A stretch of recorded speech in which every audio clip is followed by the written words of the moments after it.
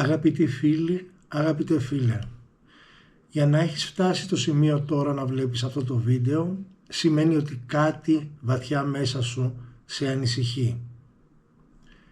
Ίσως έχεις καταφύγει σε γιόγκα, σε διαλογισμό, σε βελονισμό, ακόμα και σε ψυχοθεραπεία ή ψυχανάλυση και ίσως να μην βρήκες το αποτέλεσμα που περίμενες.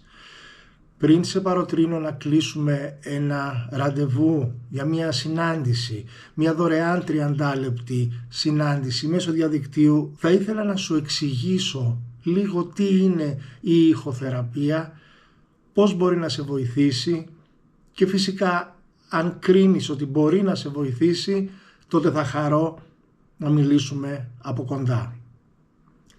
Τι είναι λοιπόν η ηχοθεραπεία? Η ηχοθεραπεία είναι μια μη επεμβατική μέθοδος που αξιοποιεί τις δονήσεις και τις συχνότητες του ήχου για να φέρει ισορροπία στο σώμα, το νου και το συναίσθημα.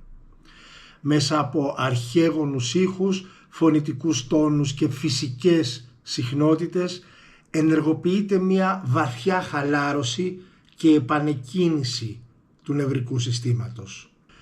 Φαντάσου λοιπόν τη ζωή σου χωρίς άγχος, χωρίς στρες, χωρίς ανησυχία, χωρίς φόβους, χωρίς αϊπνίες, χωρίς χρόνιους πόνους. Πώς θα ένιωθες αν μπορούσες να σταματήσεις για λίγο τον θόρυβο γύρω σου και μέσα σου και να ξαναβρεις τη σύνδεση με τον εαυτό σου? Η ηχοθεραπεία σε βοηθάει να επιστρέψεις στη φυσική σου κατάσταση. Γαλήνη, ισορροπία και παρουσία. Οι ήχοι λειτουργούν σαν γέφυρα, μια γέφυρα από την υπερένταση στη χαλάρωση, από την διάσπαση στην εστίαση, από τον φόβο στην εμπιστοσύνη. Θέλεις λοιπόν να δεις αν η ηχοθεραπεία είναι για σένα?